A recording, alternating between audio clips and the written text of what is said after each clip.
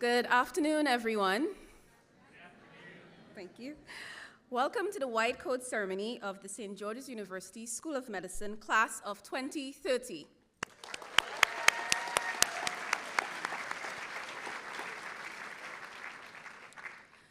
I would like to recognize the presence of Dr. Charles Modica, Chancellor, Dr. Marius Lucas, President of St. George's University and Dean of the School of Medicine, Dr. Mark Clunes, Provost and Senior Associate Dean of Basic Sciences of the School of Medicine, the Honorable Philip A. Telesford, Minister of Health, Dr. Taisha Donald, Medical Director, Grenada General Hospital, Dr. Claudine Brown, our esteemed keynote speaker, Dr. Lucy Clunes, Vice President of Student Affairs and the Senior Associate Dean of Student Affairs of the School of Medicine, Dr. Anthony Andel, Vice Provost for Academic Quality and Strategic Progress, Dr. Satish Badesi, Interim Dean of the School of Veterinary Medicine, Dr. Arlette Herry, Vice President for Multicultural Affairs and Interim Dean of the School of Arts and Sciences, our specially invited guests, Brigadier General Ali Mohammed Al-Ruwaili, CEO of Medical KPIs, SGU Consultant, Kingdom of Saudi Arabia, Professor Usama Samarkandi, Medical Consultant and Professor, King Saud University and Prince Sultan University, Dr. Mohammed El Ansari, Executive Director, International Foundation Group, Ms. Sahad Al-Ukeli, Specialized Keynote Speaker in Healthcare and Representative of the Kingdom of Saudi Arabia at the United Nations Conference, the LEAP Conference, and TED Talks, the Vice Presidents, Associate and Assistant Deans, Chairs, and Heads of Departments within St. George's University School of Medicine, other invited faculty members, staff, parents, and most especially you, our students. It is such a privilege to stand here before you as an alumna of St. George's University School of Medicine and your Master of Ceremonies. I still remember the feeling of pride, anticipation, and yes, nerves that I felt at my own white coat ceremony. Standing here now as both an alumna and as a faculty member makes this moment deeply personal. This ceremony marks a defining milestone, the moment that you're formally welcomed into the medical profession and entrusted with its values. The white coat you receive today is more than a symbol of knowledge. It represents compassion, integrity, resilience, professionalism, and a lifelong commitment to serve. As you put it on for the first time, remember that it does not simply signify what you have achieved so far, but it reflects the responsibility that you now carry and the physician you are becoming. Today begins a journey that will challenge you, inspire you, and ultimately shape you into the doctors you are destined to be. I would like to share with you a brief history of this ceremony. In 1993, the Arnold P. Gold Foundation created the White Coat Ceremony at Columbia University's College of Physicians and Surgeons to promote humanism in medicine. With guidance from the Gold Foundation, St. George's University School of Medicine initiated its own White Coat Ceremony in 1996, long before many other US medical schools. In 2003, the Gold Foundation founded the Gold Humanism Honors Society, an international society dedicated to the promotion of humanism, professionalism, and ethics in medical practice and medical education. Dr. Arnold Gold passed away at the age of 92. He was an international advocate for humanism in healthcare, and we are honored to have hosted Dr. Gold and his wife Sandra as keynote speakers for our Spring 2005 White Coat Ceremony. SGU's chapter of the Gold Humanism Honor Society is based in the Department of Clinical Skills and supported by the Dean of Medicine's office. Our chapter established the Humanitarian Student Organization in 2009, through which basic sciences students, like yourselves, promote humanism across the SGU and Grenadian communities. Chapter members are nominated by their peers and inducted during their clinical training when they participate in an ongoing chapter project. It is now my pleasure to welcome to the podium Dr. Mark Clunes, Provost of St. George's University.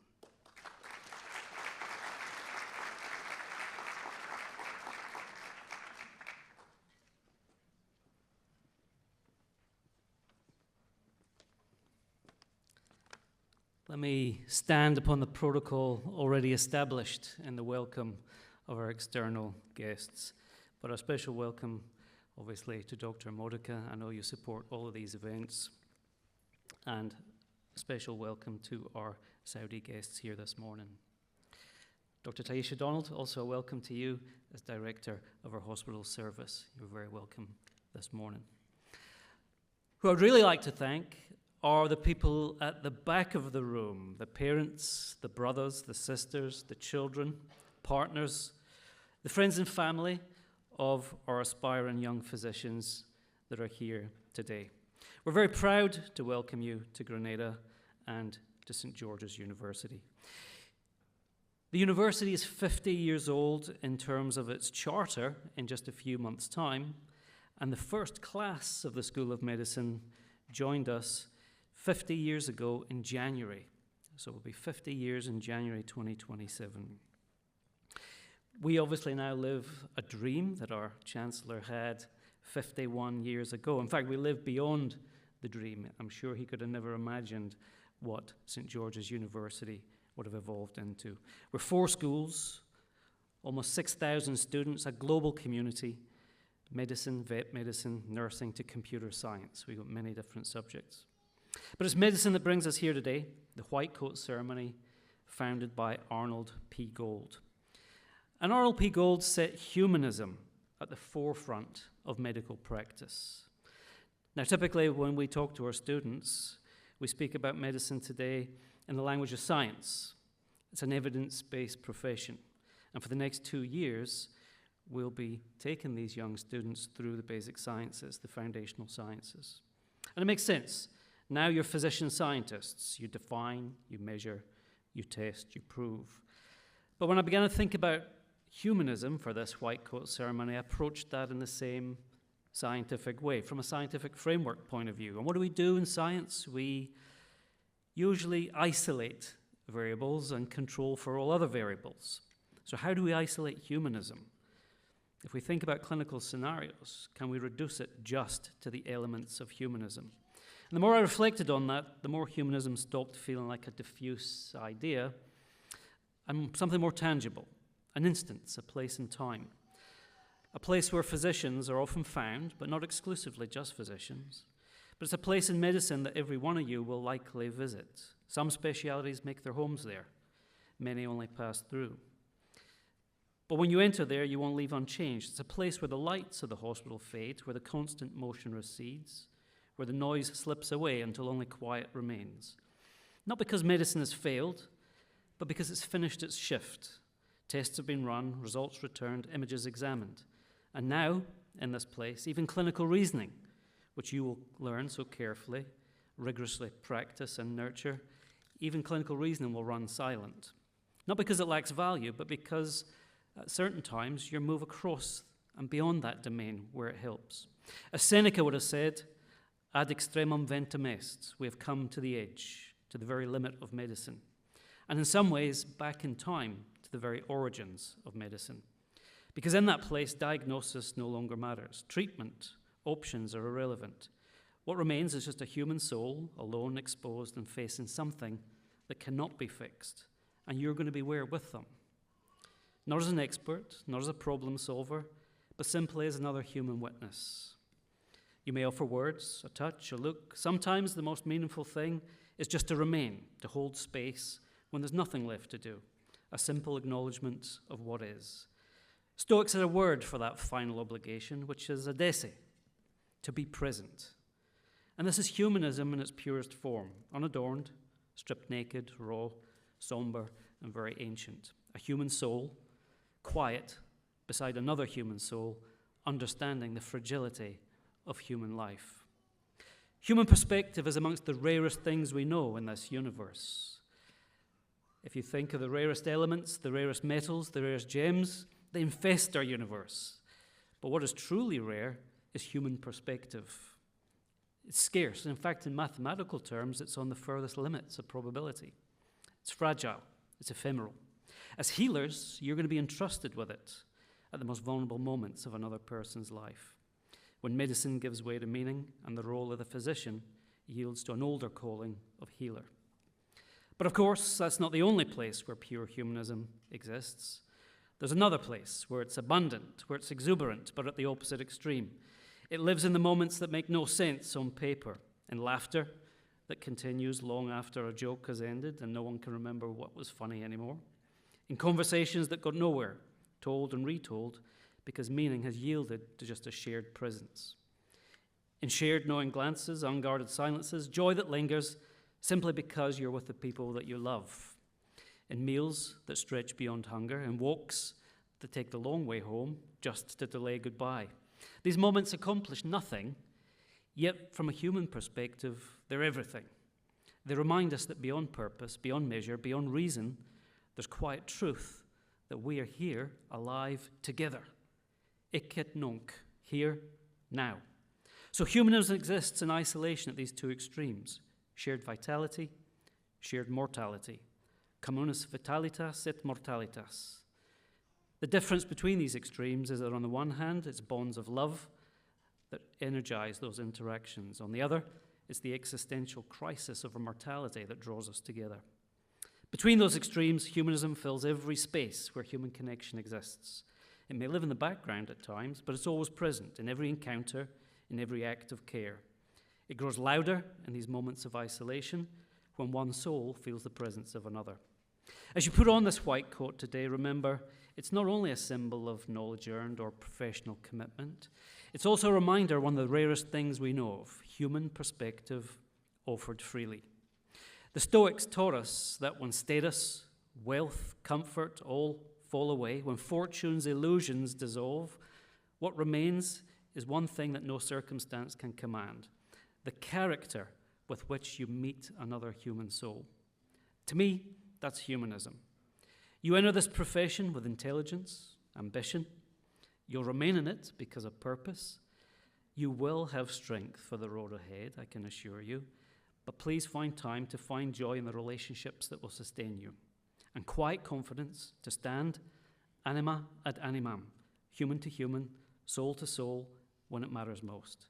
I wish you every success and a life of purpose lived well amongst your fellow men. And I want to introduce our President, Dr. Marius Lucas.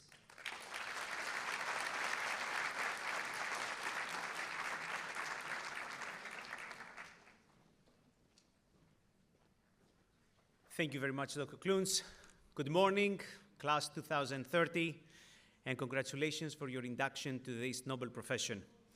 I see a lot of smiley faces and a lot of enthusiasm in the class, which I'm pretty sure by the end of this ceremony will be much, much higher, since we have a treat for you with a very special keynote speaker, Dr. Claudine Brown, that you're going to see in a few minutes. Being in medicine in these times, it's a very interesting, a very exciting profession. And I'm saying this because in the world of AI, that everything disappears or will be disappear, medicine will survive. So the good part for this choice that you have done is that you're going to have a job, and you can have a very, very good job. Human-to-human interactions will never go away, and I think medicine is in the forefront of that. In 1976, St. George's University was established because of the vision of the founder and chancellor of St. George's University, Dr. Charles Modica, which is going to speak to you in a few minutes. But the whole premise for that foundation was physician shortage. That physician shortage still exists and is greater now than ever. Despite the fact that we passed a big pandemic with coronavirus, I believe that humanity did not learn, and still we don't have enough physicians, and there is not even enough medical schools in the world to address that issue. But St. George's University is here addressing that issue, and we are the #1 provider of physicians in the United States for the last 10 years, with over 24,000 active physicians right now. So, concerning your education, thank you very much for trusting us with your education. You came to the right place, and we're going to make everything possible from our side to make you successful physicians.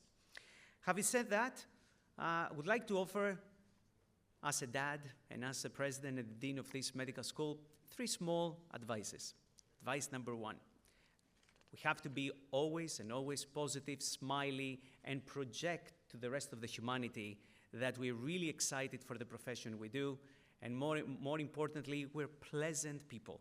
If you are not one of them, just try to be and try to smile every day. And by the end of the medical school, you're going to be very optimistic, very smiley. I'm sure your patients will appreciate that more than ever. The second important for us and for everybody advice is medicine is not a lonely sport. It's not a lonely profession. We always have the help and the assistance of nurses, allied health professionals, and so on. So the same in medical school, you should not be alone. You should always reach out for help. We have an enormous system in Grenada and in our clinical sites to help you out on that. So please use and abuse our systems. Please try to reach out for help. Don't wait for the last minute. We are here for you 24/7. Well, most of the times. We have great faculty here that you're going to see in a few minutes that they're really dedicated for your education. So again, you're in very, very good hands, and I'm pretty sure you're going to enjoy their lectures. Despite the fact it's a hard work and you're going to work hard, from what we know, 99.9999% of our students, they really appreciate our faculty. The last and, to me, most important advice here is obviously hard work, you know, a lot of reach out, you know, a lot of positive attitude, but please reach out to your parents. Let them know how you do. It's very easy nowadays. I remember when I went to medical school, we didn't have phones, we didn't have many things. That's the age of the dinosaurs. But right now in this age, please reach out to your parents. You're not alone in this big journey. Your parents are with you. I'm saying that also as a dad. I have a daughter that she studies in a university, finances, and since I have to pay for her, I would like to hear and how she's doing, so I'm pretty sure your parents will do the same. So please reach out to your parents, reach out to your loved ones, and everything will be just fine. So having said that, a big congratulations one more time, and welcome to this noble profession of medicine.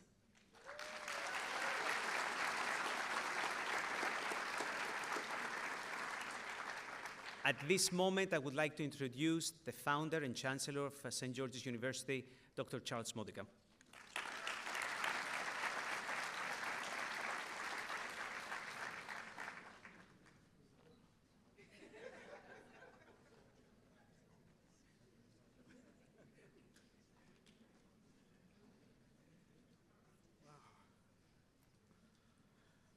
Ooh, good afternoon. Good afternoon. Yeah, wake up a little. I'm the founder, as they've mentioned a few times, and chancellor of the university. And as you now know, because it's easy calculations time, 50 years means I couldn't have been much older than you when we started, and to still be here on the earth. So I wasn't a 50-year-old at that time, obviously. I was very young. And I came to found the university in certain circumstances that I want to go over just a little bit, but I don't have to do it a lot today. The faculty will be relieved because they've heard the stories too many times, frankly. But it's coming out in a book that took me 10 years to write, literally. But that's only 20% of the school's existence. I guess it's not so bad. And it's called Docs on the Bay, D-O-C-S on the Bay. And I just noticed it from the publisher that it came on Amazon yesterday, even though it's not going to be out for 7 weeks.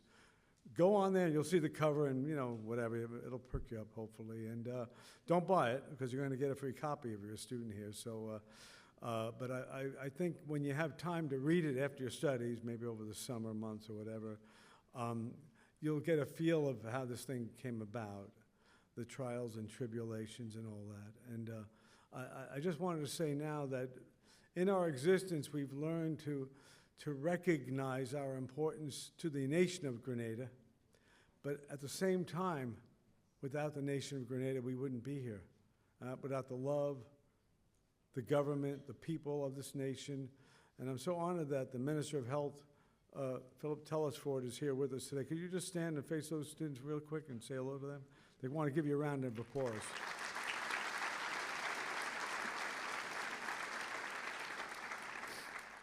And I was fortunate to have dinner last night with the delegation from the Kingdom of Saudi Arabia, as was just mentioned. And boy, I got such energy after that dinner, recognizing that they were asking about how the school started and this and that and the other thing. And sometimes when people respond to you, it pumps you up a little bit. And I talked about you in classes before you.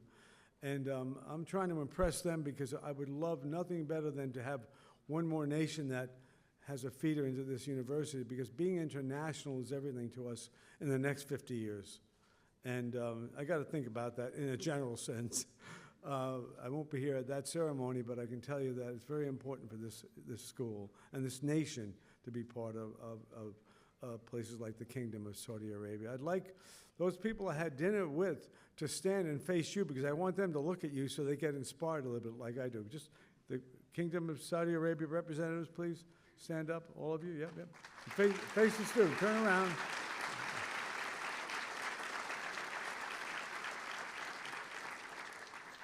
There's my energy right there.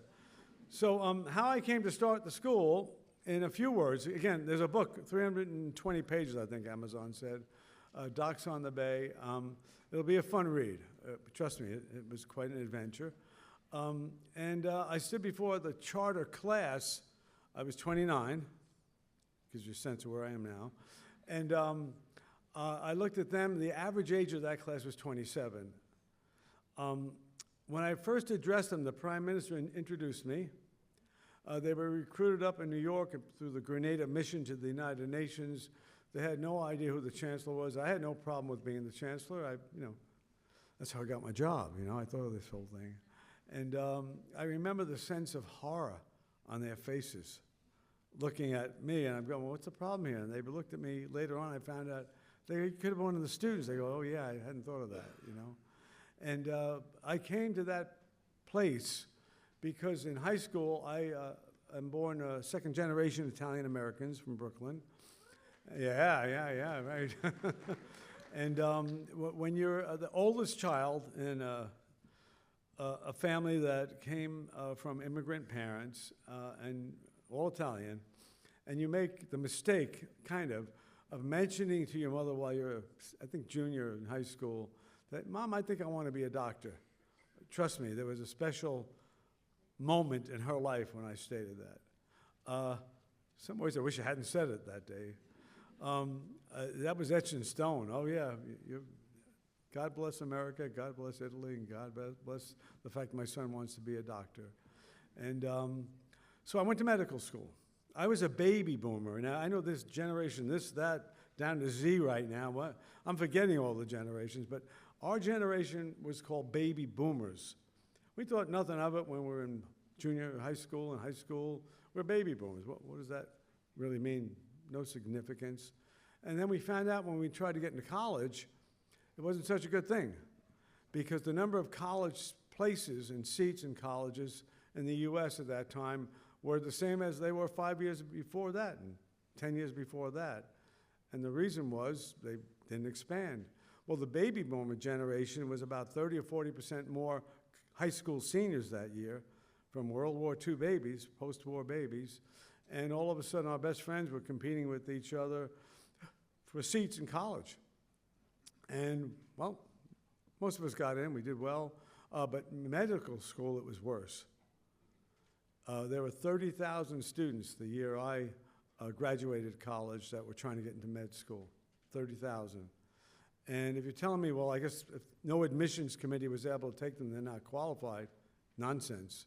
The problem is there weren't enough seats. It was a failure of the American medical system and the educational system.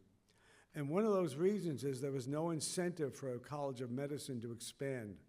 And the reason is the AAMC, you've probably heard that acronym by now, Association of American Medical Colleges, had kind of a plan and accreditation. If you want to increase the number of seats, you have to proportionately increase the number of faculty. Doesn't sound like a bad thing, except the number of faculty to student ratio was 1.4 students to one faculty member. So if you wanted to add 10 more students, you better have a pretty high tuition coming in to break even on that. Now, most of those people were doing research. You didn't see faculty member for every student, essentially. They're doing research, a wonderful, laudable thing. But instead of simply saying we don't need that research commitment to go progressively up with the student body intake, we can leave that number of faculty there and just add a few faculty to do more teaching rather than research. Then they could have doubled enrollment that 1 year and they wouldn't have had to rely on foreign graduates. Even today, 23% of all doctors practicing in the US are foreign graduates, most of whom are foreign nationals, many of whom are St. George's, which is why we're the largest producer of doctors in the US. So the whole system was a little screwed up. So I went off having told my mom I want to be a doctor. I was one of those that didn't get into the school I applied to, didn't feel bad about it, went to Spain. And of course, when you go to Spain, guess what language you have to use to study medicine? Oh, I guess it would be Spanish. It wasn't easy. They didn't have an MCAT in those days. In fact, in Europe, they had one in the States, but not in Europe. They had an initial year. In Spain, it was called the selectivo year, where if you made it out, you can go further into medical school. So as a foreigner going to Spain, not speaking Spanish, 1 out of 6 would be flunked out that first year. Instead of an MCAT, you had a whole year to prove yourself. Well, I did pretty well. I got aprobado on my report. Aprobado was approved. And that transcript came home to my mom that summer, and she was so elated. She goes, oh, it's aprobado, like you said, you're going on. I go, well, Mom, I forgot to tell you something. I don't want to go back. I tell you that story because there's an old song. I was once like you are. I forget who was saying that song. And I didn't want to go back. I recognized that it was overwhelming me. Yeah, I passed everything, wanted to be a doctor, but I didn't have that passion that you all have. That's why I have that respect for you. So I made a deal with Grandpa. In those days, you kind of answered to higher authorities. This generation's a little different, I know. He came out to see me. He goes, grandson, I got off the boat. From here, I went to here. Your father and mother went from here to here. And you go to medical school from here, and you want to go all the way back down to here. We use our hands to talk, I'm sorry, you know. And, but he really did that, by the way. It's in the book. And so I was a little taken by that, but I wasn't going back. Made a deal. And I said, I just can't do it, Grandpa. I know I passed. I don't have that ability to go back and do what you guys are about to do. So my deal was, he goes, well, and he thought of this, by the way. So, okay, we're going to go home and talk to your mother. You can be a lawyer. I had not mentioned lawyer. If you're Italian, you know this is a true story.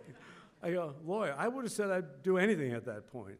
I said, that sounds good, Grandpa. He goes, your uncle, he's a judge in New York. We'll get you right into law school. And the reason I tell this story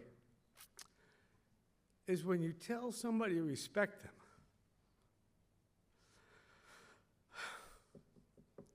I do that because they get like this. You have to mean it. And I'll tell you how I can mean it. I went to law school, not having any pre-law, going in there going like, keep the family happy, how bad could this be? And the first book was torts, and I open it up, and there's cases and torts. Oh, okay. Read the first case, it was like 8 or 9 pages. The facts, the application of the law, and the decision, right? Pretty simple. I'm going, okay, that's great. Where's the next book? There's got to be something I've got to memorize. Maybe the laws themselves, God knows what, because I was used to medical school. So I came back, and out of 300 students in my freshman class, I wasn't pre-law, had no reason to academically outdo anybody. Out of 300 students, guess what my rank was? Number 1 in my freshman class. I tell you that because you have to recognize what you're about to be going through. It's in English a lot, at least, right? Yeah. But that's my respect for you, what you're going to do. And with all respect to lawyers, one of the former white coaters in the previous ceremony had a girlfriend who's a lawyer, but she came up to me, she was, I get that, and she understood that. I don't put down lawyers for that, but I'm talking about the study of a profession. And you guys and gals are going to go ahead, and just about all of you will succeed. If the faculty admitted you into the school, they think you can do it. And if you have any change of heart, that's okay. You can always go see Grandpa. But that's okay. But it'll be easier for you.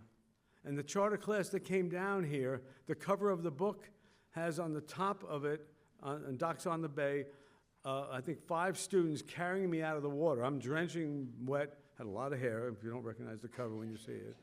And they threw me in over at Grand Anse Beach. And behind the cover, you'll see the explanation. It was the charter class that had no reason to stay here. I was 2 years older than the average age. I told them, you'll do good on the boards. I believe it with my heart. I went to Spain. You're studying in English. How could you not? I promised them that. I was always careful not to promise too much, to maintain a little bit of credibility. When they took the national boards for the first time, that charter class, part 1, they used to call them part instead of step, whatever.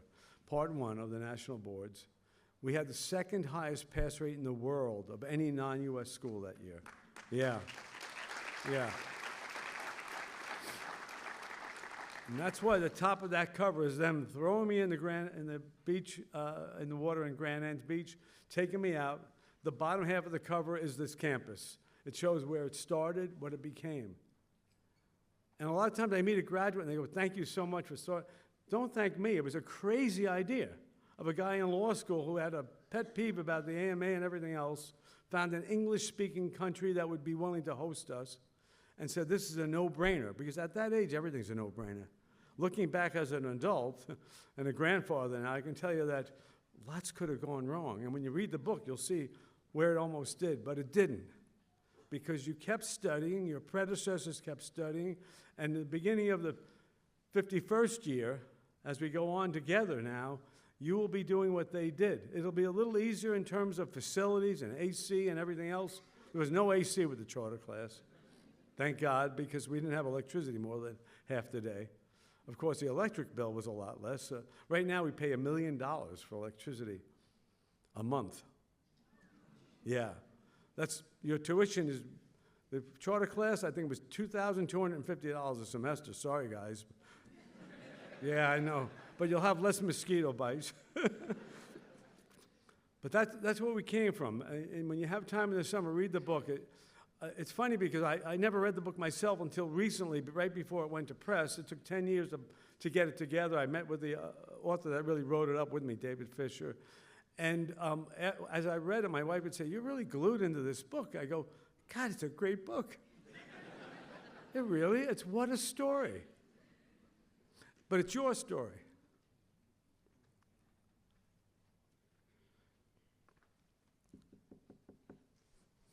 It's your story now. And I want you to know that the faculty and administration here cares about you. They'll make it easier for you. I want the faculty and administration to stand. Give them a round of applause. Faculty, come on, stand up, stand up. Come on, come on. Come on, faculty. All the faculty, stand up. Faculty. Come on.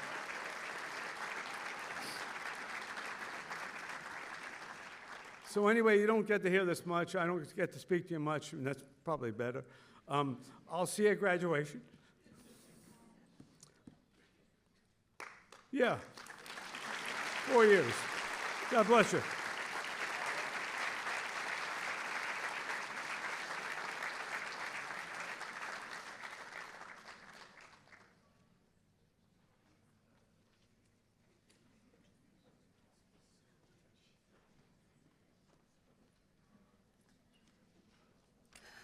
That's a tough act to follow. Thank you, Chancellor Modica, for your very heartfelt remarks. It is now my pleasure to introduce Dr. Claudine Brown, a valued colleague and our esteemed keynote speaker. Dr. Claudine Brown is a board-certified pediatric intensivist, educator, and academic leader who embodies the journey that today's students are just beginning. A proud graduate of St. George's University School of Medicine, Dr. Brown began her medical education at SGU and went on to complete her pediatric residency at Maimonides Medical Center, followed by advanced training in pediatric critical care medicine at the University of Maryland and Johns Hopkins University. She now serves as Assistant Dean of Student Affairs in the Office of Career Guidance for the Basic Sciences at St. George's University, where she supports and mentors medical students as they navigate the challenges and possibilities of a career in medicine. She also holds faculty positions as Associate Professor of Clinical Skills at SGU and Assistant Professor of Pediatric Critical Care Medicine at Children's Hospital of Mississippi, continuing to care for critically ill children and their families. Dr. Brown is deeply committed to teaching, mentorship, service, and has guided hundreds of students, residents, and healthcare professionals through moments of growth and transformation. As an SGU alumna, a physician, and a mentor, she's honored to return to this milestone ceremony to stand before students and families as a reflection of what is possible and to welcome the next generation of physicians as they don the white coat and begin their extraordinary journeys. So please join me again in welcoming Dr. Claudine Brown.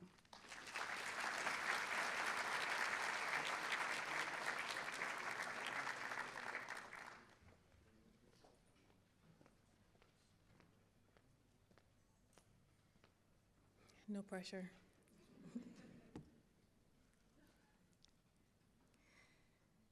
To the Chancellor, the Board of Trustees, specially invited guests, to the faculty and families, and most importantly, to the newest members of our profession, good afternoon. Today, you sit where I once sat. I sat in these same seats, in the same lectures. I walked the same campus. I wore the same coat sitting in your laps for the very first time, equal parts proud and terrified. And if there's one thing I want you to know from the very beginning, it is this: we are far more alike than we are different. And if I made it here, you can too. But my journey to this white coat was anything but linear. So today, I want to tell you a story, my story. And along the way, I'm going to pause at the moments that shaped me, to leave you with the lessons that carried me forward when my path was unclear. So let's get started. My journey to medicine started long before I even knew what the word physician meant. As early as the age of 2, maybe 3, I was running a full-blown pediatric clinic from my parents' living room. My dolls were my patients. My teddy bears were lined up around the corner to get daily vaccines. I had charts, imaginary ones, of course, and not quite HIPAA compliant, but there was a very real intention. And whenever anyone asked me what I wanted to be, the answer never changed. I want to be a pediatrician. Not just any doctor, a pediatrician. And the reason was simple. There was a pediatrician in my life, and her name was Dr. Ware. She was someone I admired deeply. She looked like me, and she made healing feel gentle, possible, and human.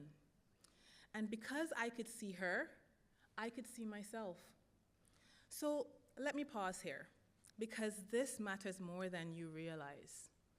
You see, role models are oxygen for human potential. Being able to see yourself in someone you admire is what makes dreaming possible. Before Dr. Ware, medicine was abstract. After her, it was attainable. And today, whether you realize it or not, you are becoming that for someone else. A child will see you. A student will shadow you. A patient will trust you. And because they can see you, they will believe that better is possible. So I want you to sit with that. Feel empowered by that responsibility, but also feel the weight of it. Because this white coat does not just represent what you have achieved. It also represents what you make it possible for others to become. Now, let's fast forward to undergrad. I entered that university bright-eyed, convinced that medicine was my destiny. I was a biomed major, chemistry minor. I had it all figured out. But somewhere along the way, the noise started. You see, people who had never walked the road I was walking started giving me directions. Well, you know how medicine is. Not everyone makes it. Maybe you should have a backup plan. After all, going away to the US for undergrad, now you want to go to the Caribbean for medical school and come back to the US for clinical training and practice, it's giving struggle. But soon, initially it rolled off my back. I thought nothing of it. But soon, little by little, this advice found fertile soil, and it started bearing fruits of self-doubt. But what I later realized was this. What these well-intentioned individuals were offering me was not guidance. It was fear disguised as advice. Listen, be very careful about taking directions from persons who have never been where you are going. Do not inherit other person's worries as your own, because if you do, you will never finish your own race. You must learn to discern the difference between wisdom and projection, and, when necessary, lovingly but firmly return fear to its rightful owner. Then came medical school, leaving my family again and stepping into the unknown. Excited, but pretty scared. I can remember sitting at my own white coat ceremony in this very hall, right where you are. And here's the truth. I don't remember a single word my keynote speaker said, not one word. But I remember how I felt.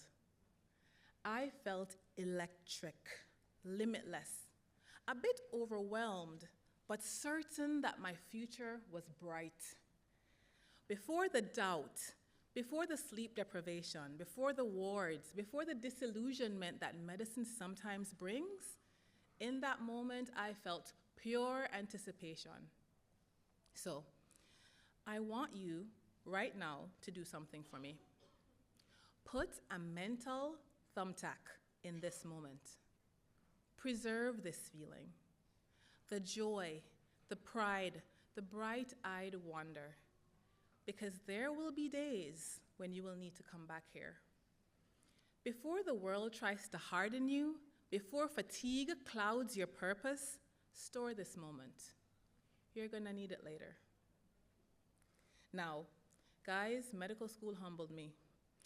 Up until this point, I had been known as a pretty good student, and outside of organic chemistry 2, which brought me to the edge of my sanity, I had done pretty well. Then came term 1 and the unholy trinity of anatomy, biochemistry, and histology. Oof. It literally felt as if I were drinking from a fire hydrant every single day. I see heads nodding. Yeah, you're not alone. The more I studied, the more I realized how little I knew, and the cycle continued. And though it wasn't labeled at the time, I now understand that I was dealing with some undiagnosed neurodivergence. So, the tools everyone else used didn't work for me. Studying at the library during the day, impossible. Traditional schedules, ineffective. And with that came shame. Because I thought the problem was me. Eventually, I realized something life-changing. I wasn't failing medicine. I was trying to succeed using someone else's blueprint. So I stopped forcing my brain into molds it rejected. I started working with my mind instead of against it. I embraced my quirks, my rhythms, my differences, and in so doing, I found my people, my community, the persons whose brains were the very same flavor of spicy as mine. And for the very first time, I felt seen. You are the captain of your own ship. No one can hand you a map for this journey. You must design it. Grab the helm, hold the wheel firmly, and do not relinquish control of your future to anything or anyone. Not to peer pressure, prestige culture, political noise, external expectations. Your path must be authored by you.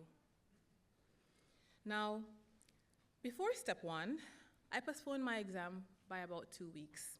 You see, I was knee-deep in UWorld questions and practice tests, and I simply wasn't hitting the benchmarks I had set for myself. And I couldn't risk a non-competitive step 1 score. And I had planned to visit my family in Jamaica afterwards, especially my big sister, Karen. You see, guys, she was my favorite human. And 6 days before my USMLE Step 1 exam, my dad called. Now, this is a man who I have never known to be at a loss for words. And that afternoon, he only found 3. Karen is gone. The words lingered in the air, and his voice was heavy with a pain that I have never before heard. I remember exactly where I was in that public library in South Florida. The world didn't shatter loudly that afternoon. It went silent. It's the kind of silence where sound exists, but meaning does not. I remember staring at the wall, unable to process language. Air entered my lungs, but it didn't feel like I was breathing. You see, guys, grief rewires your brain in a way that defies neuroscience. It sits in your chest and it lives in your bones. I didn't know how to breathe, much less how to move forward. And to be quite honest with you, I wasn't quite sure I wanted to. The next 2 years of my life, navigating medical school while coping with profound loss, would be the landmark and defining years of my life. These were the days that broke me open and demanded of me to prove how badly I wanted to be a physician.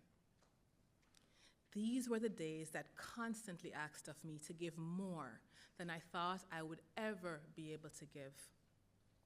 These were the days that showed me what I was truly made of. But the lesson in this tragedy is not one of loss. I stand here today in front of you because of grit, yes.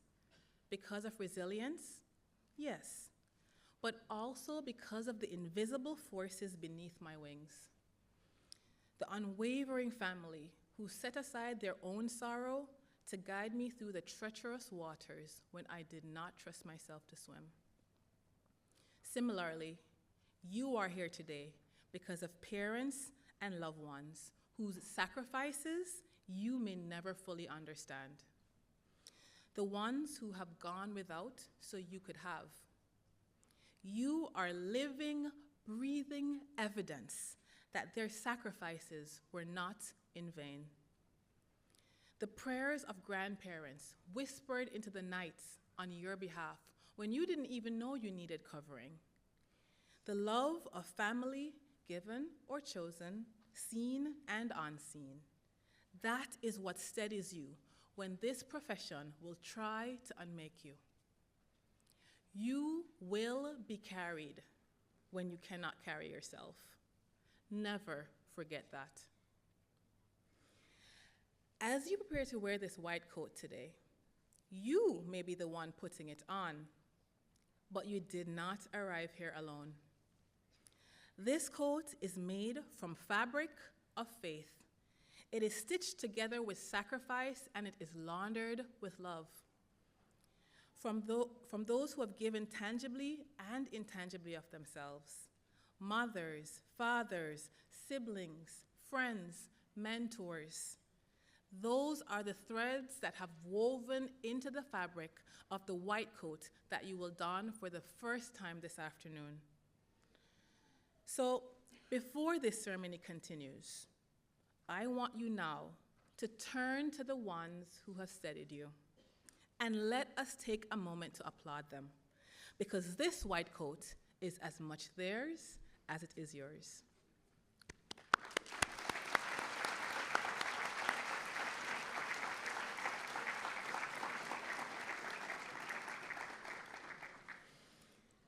Before I close, I want to speak plainly about the world in which you are entering, because you are stepping into medicine at a time that is complicated. It's a time where truth is debated, where science is questioned, where fear is weaponized. We are living in a moment where morality sometimes feels negotiable. And in the midst of all of this, you are choosing a profession that sits at the intersection of science, ethics, and humanity. That is not accidental.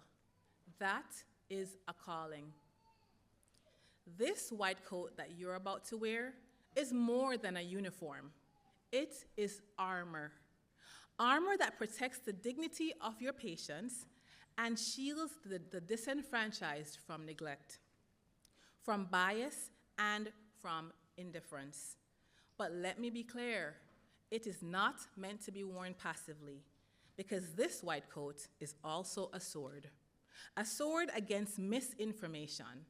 In a world where myths travel faster than medicine, your voice must cut through the noise with clarity and with truth. The coats you wear will age. The titles will change. The accolades will come and they will go. But this story that you write with your life in medicine, it will endure. So, today, starting now, write your story with courage. Write your story with honesty and integrity. And remember this: despite our individual journeys and the paths we took to get here, we are far more alike than we are different. And if I made it here, you can too. I cannot wait to see where this journey takes you.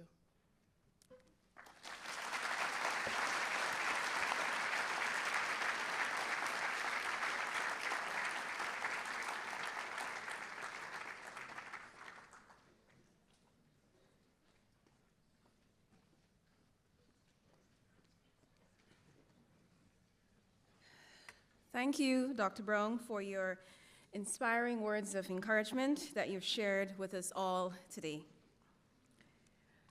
Okay, so now we get to the good part. St. George's University School of Medicine will now present you with a white coat symbolizing your entry to the profession and your commitment to uphold the duties and trust associated with medicine and medical training. I now invite the faculty of the School of Medicine to join us today, and our quotas include Dr. Tiffany Clemenson, Dr. Malcolm Antwine, Dr. Gabrielle Walcott-Bideau, Dr. Hisham Elnash, Dr. Dion Forrester, Dr. Marona Suku-Pertab, Dr. Meshan Suku-Pertab, and Dr. Fumba Kani.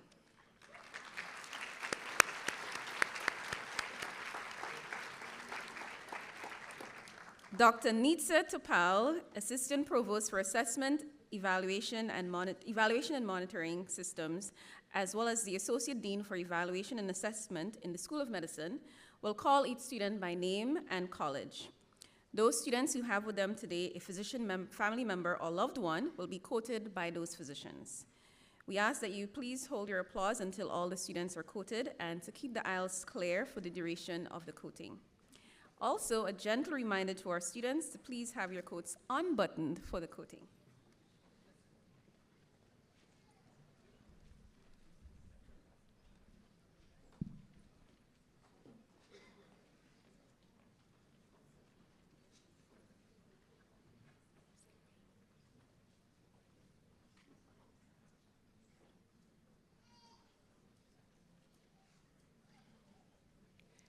It is my honor to introduce our students as they walk across the stage to be coded by our medical school faculty, starting with our students representing Hippocrates College. Arzu Baines.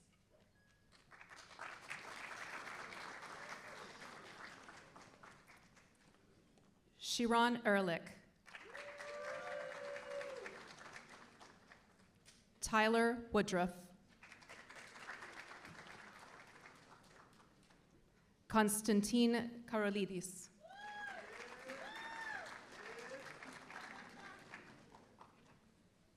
Lean Al-Bilal.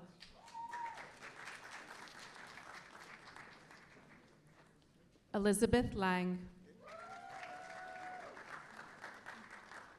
Adam Makara.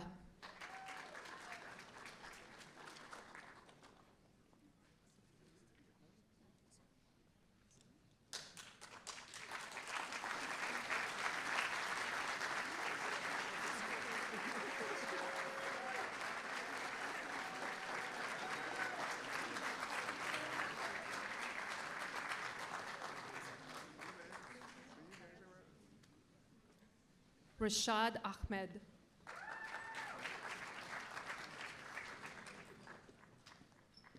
Alejandra Santizo. Julie Kay. Rebecca Flaming. Natasha Newman.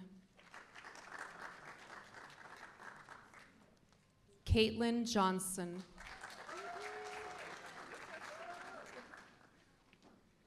Ludzi Mukaloba.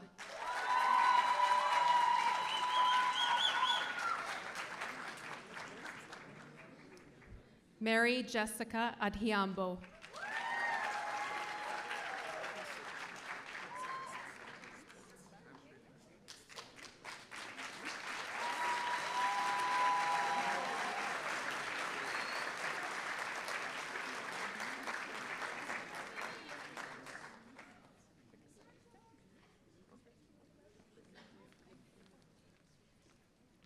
Rishin Davda.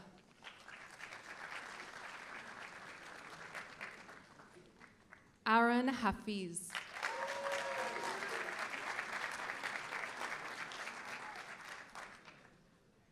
Aiden Lachmidial.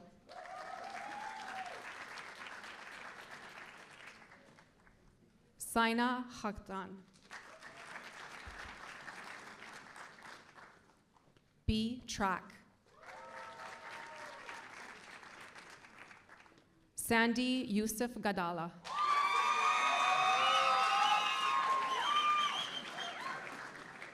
Alexandra Leon.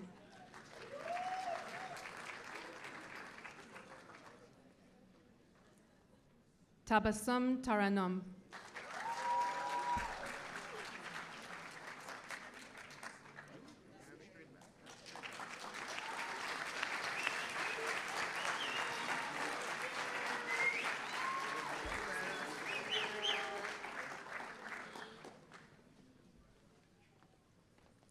Alexandria Cardoso.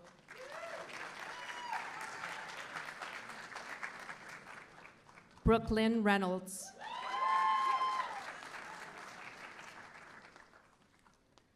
Andre Chatta.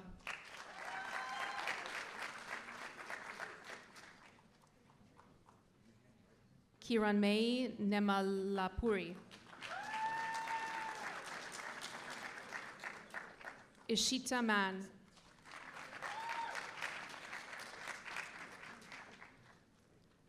I will now be calling the students representing Mackinac College. Caden Cox. Kaylin Jacobs.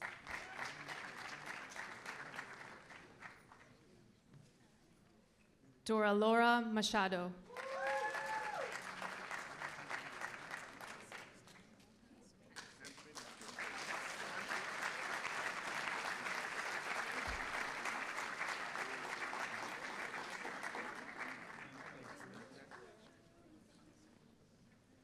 Lara Faria.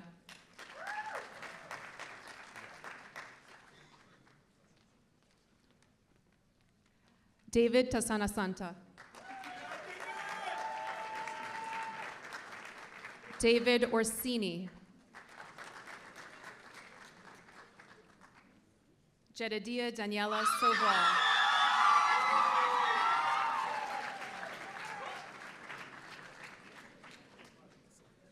Roman Hamid.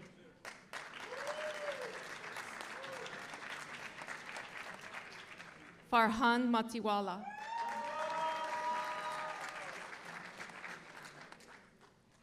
Christian Bigorian Sosa. Sachi Kutu Akoy.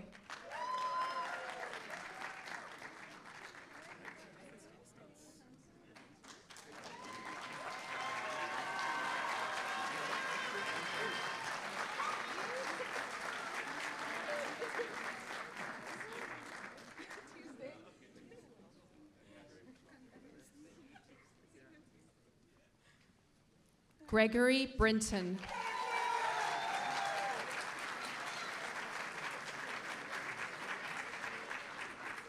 Gustavo Bueno Cesare.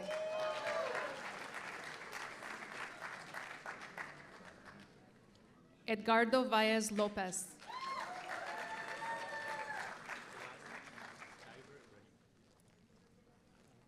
Khyber Ibrahim Keel.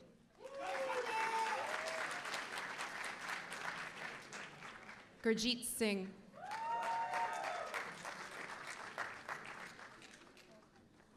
Shahroz Khan.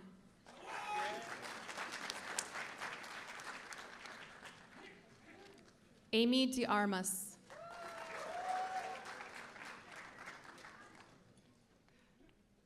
Christian Maniz Chowchung.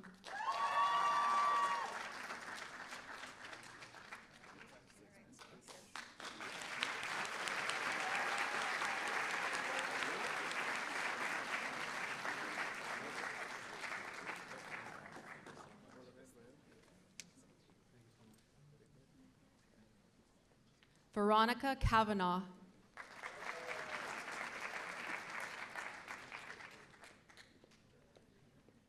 Lourdamiel Sama.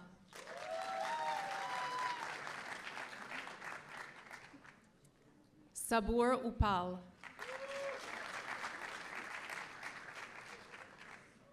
Saman Hamidi.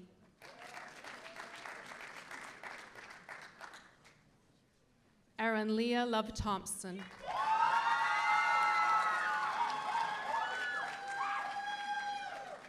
Mofenmi Muruisi.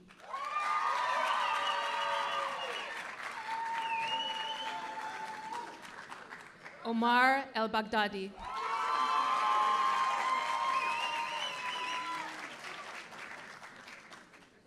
Yasmina Demiroska.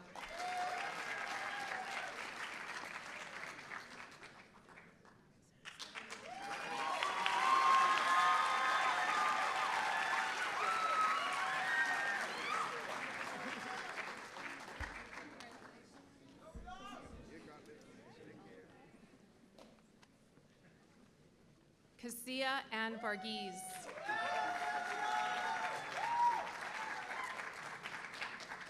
Love Bristol.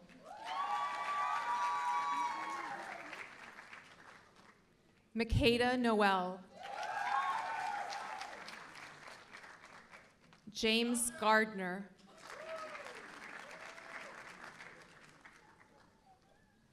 Andrew Mamluk.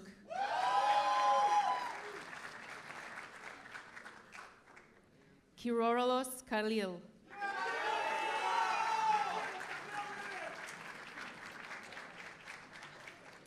I will now be introducing the students representing Metrodora College.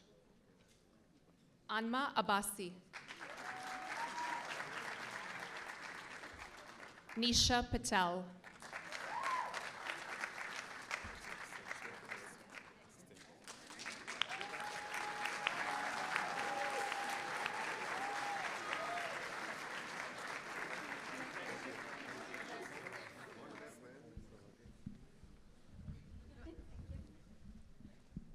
Katie Lamb.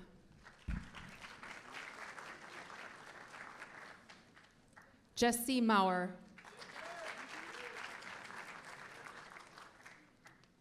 Anchal Goel.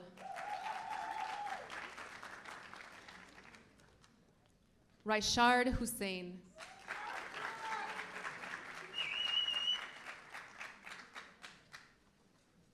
Lakshanya Matisudan.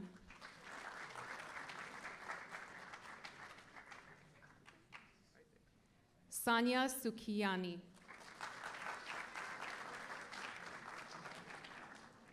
Armin Yousefi.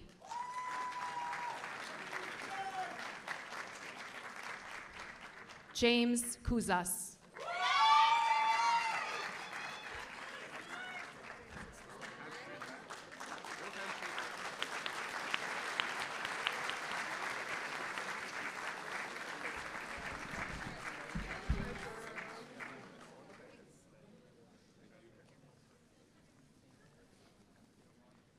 Samuel Kanu.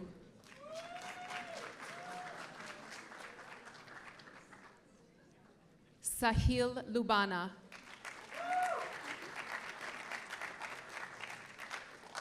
Basim Sohail.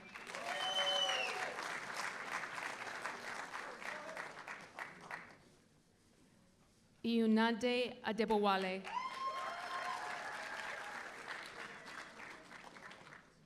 Brianna Brommel.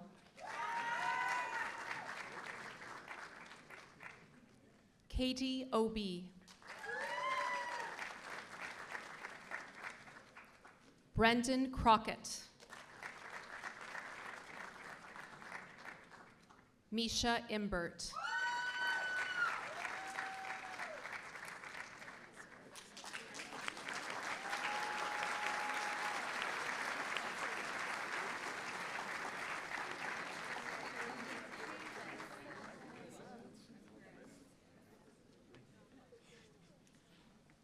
Oluwapelumi Soyebo. Lisbeth Maza. Brianna Relaford.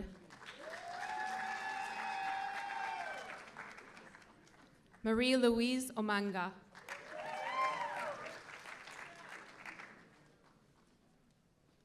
Sarah Fatah.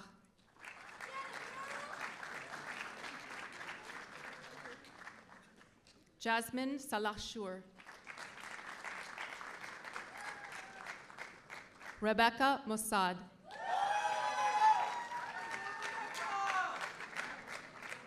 Caleb Hay.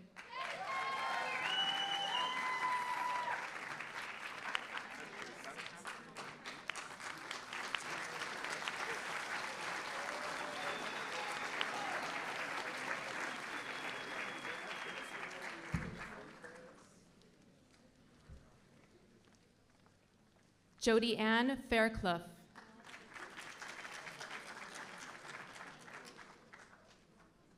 Deja Jones. Victoria Borlak.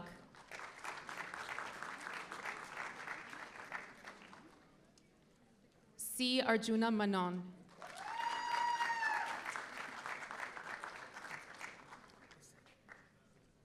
Shania Bitter.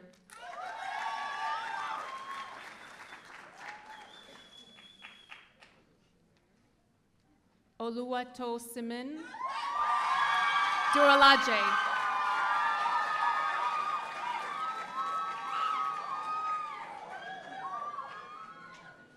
I will now call on the students representing Peabody College. Shaden Syed.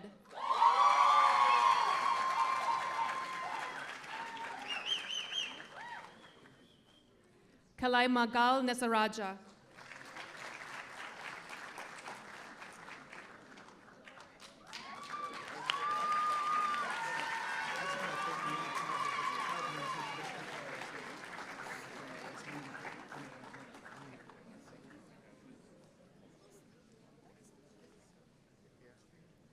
Mina Emad Awad.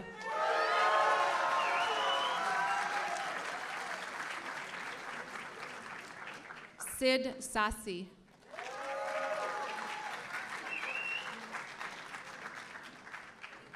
Renee Rowley.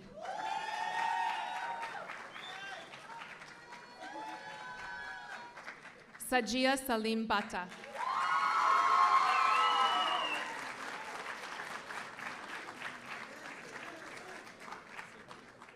Chimsom Onyebueke.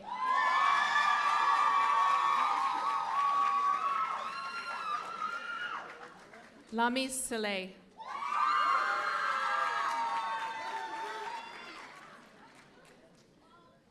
Jocelyn Dua Barning.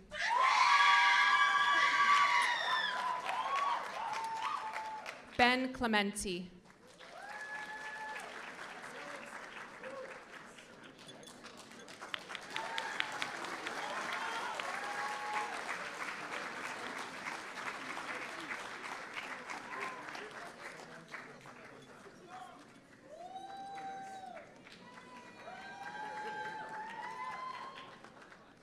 Lee Cross.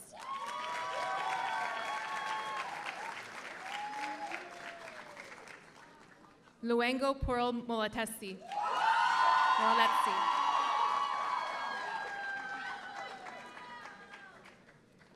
Naila Bashir.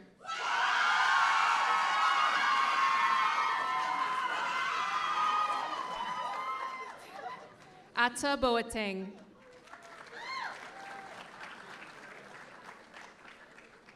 Lafisu Lasisi.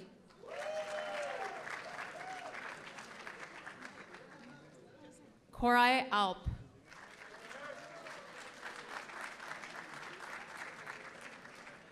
Yuchuan Hung.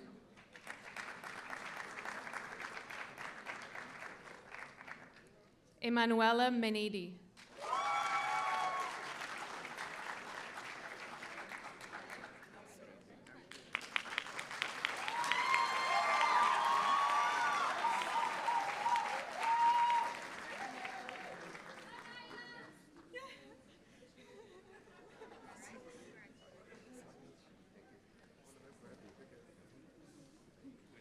Cabello Batalodi.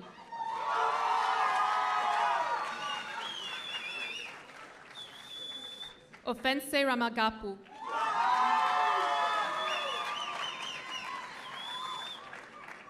Kato Kose.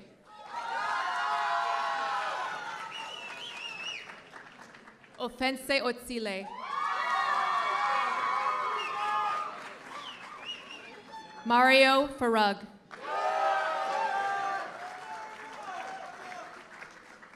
David Shamana.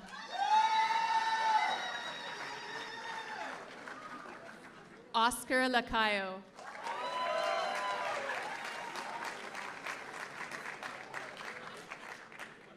Roman Tsekonovich.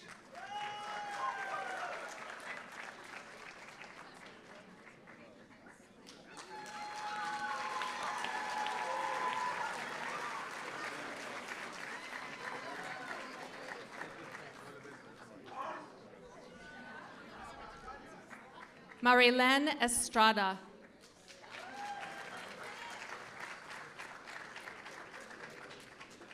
Fung Ni Tran. Antonia Russo.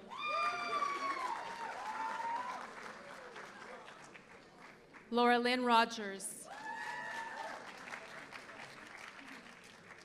Scarlett Haddad.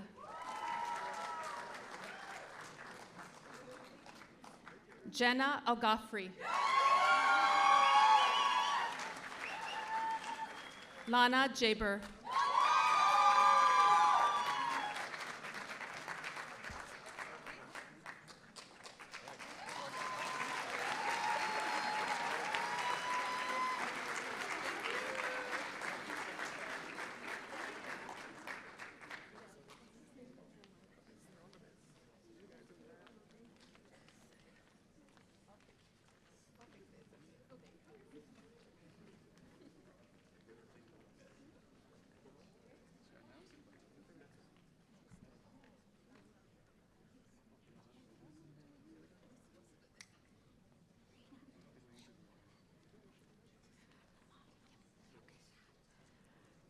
I will now call upon students who will be coded by their designees. Reina Madan, coded by Mother Shilpa Madan.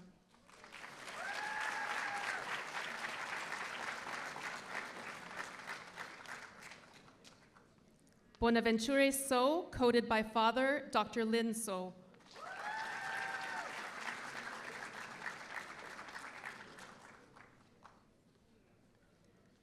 Alex Lopez Gonzalez, coded by Sister Gisela Castanedo.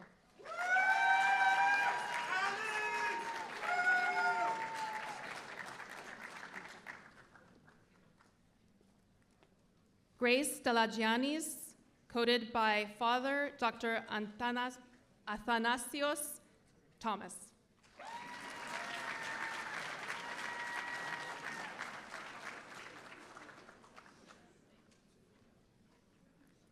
Husma Halimi, coded by Father Dr. Kadir Halimi.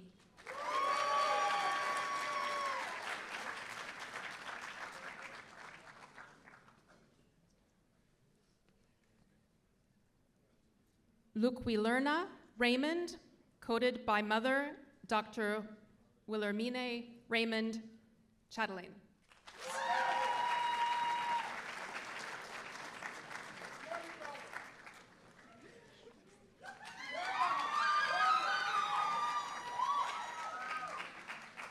Sudhia Murthy, coded by Father Dr. Harish Murthy.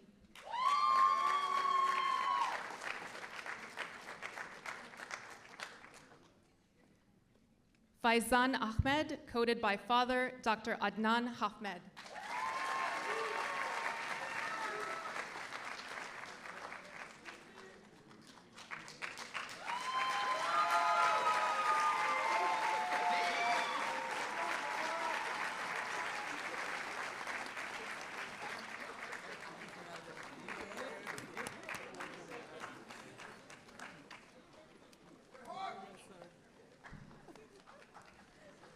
Sachi Vora, coded by Father Dr. Setu Vora.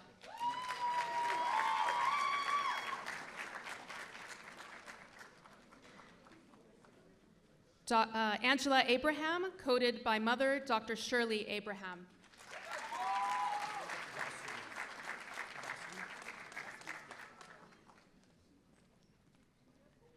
Ishan Kabaria, coded by Mother Dr. Vaswi Parikh.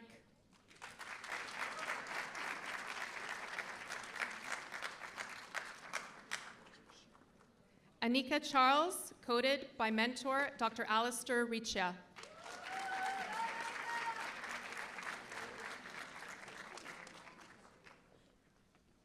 Foluke Fabui, coded by Father Dr. Oyayemi Fabui.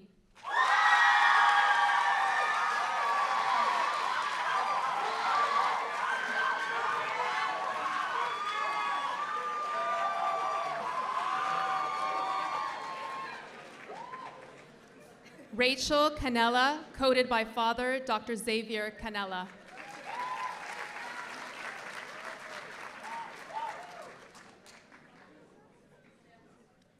Corinne Batsidis, coded by Father Dr. George Batsidis.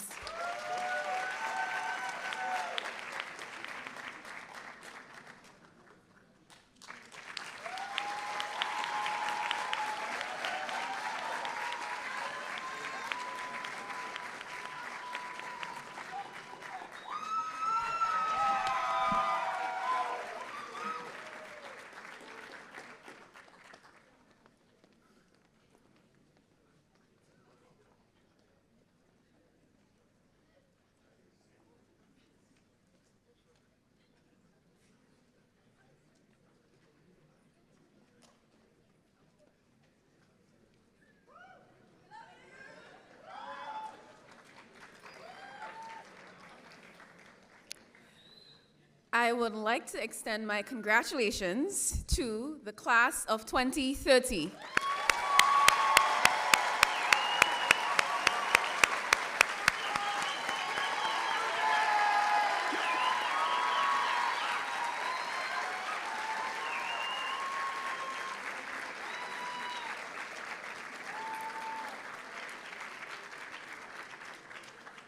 I would now like to introduce Dr. Anna Cyrus Murden, Assistant Dean for Simulation, co-chair of the Department of Clinical Skills, and an SOM alumna, to lead you in the professionalism commitment.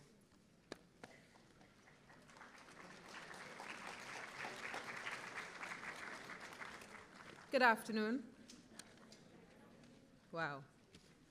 So I'd like to remind you that you are at your white coat ceremony, which means you can express yourself however you feel with great enthusiasm and energy to let everyone in the room and who is online know how you feel. So let's do that again. Good afternoon, everyone.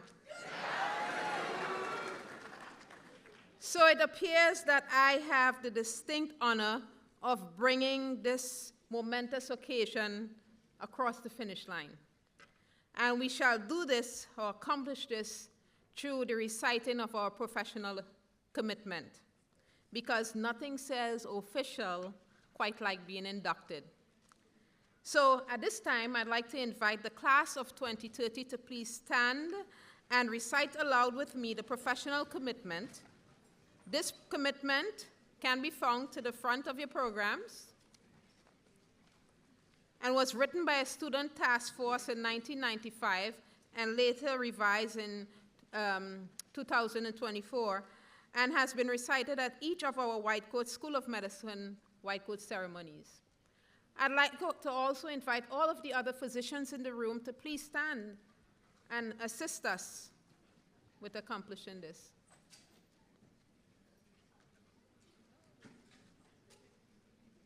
Great. Are you ready? All right, let's go.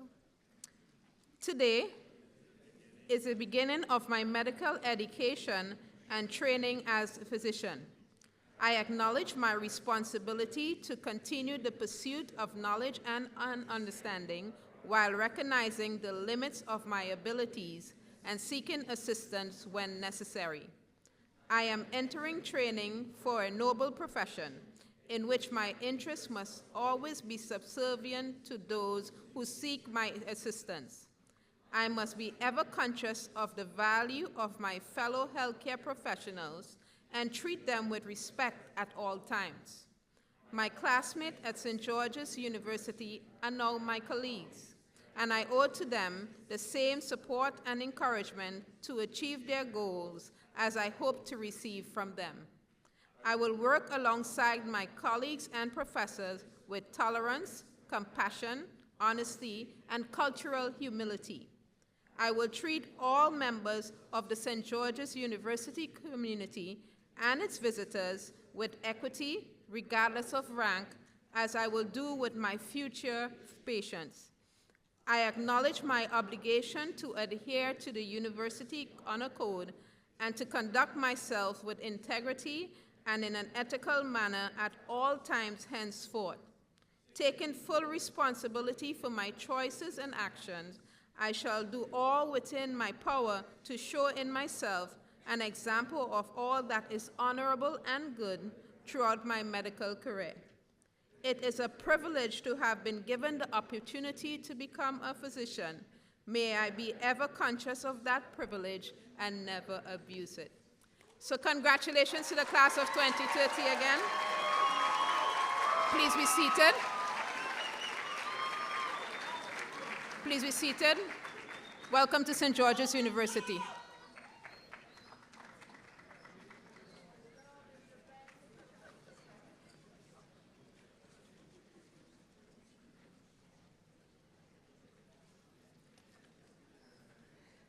On behalf of St. George's University, I would like to thank the Arnold Gold Foundation for the Humanism in Medicine pins placed on each student's white coat.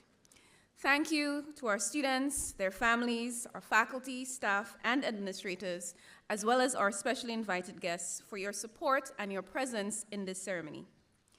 We ask that you please remain seated and keep the aisles clear as our faculty and students exit, and use the side doors when you are directed to exit. We'd also like to ask that you join us for a light reception in the open area of Modica Hall.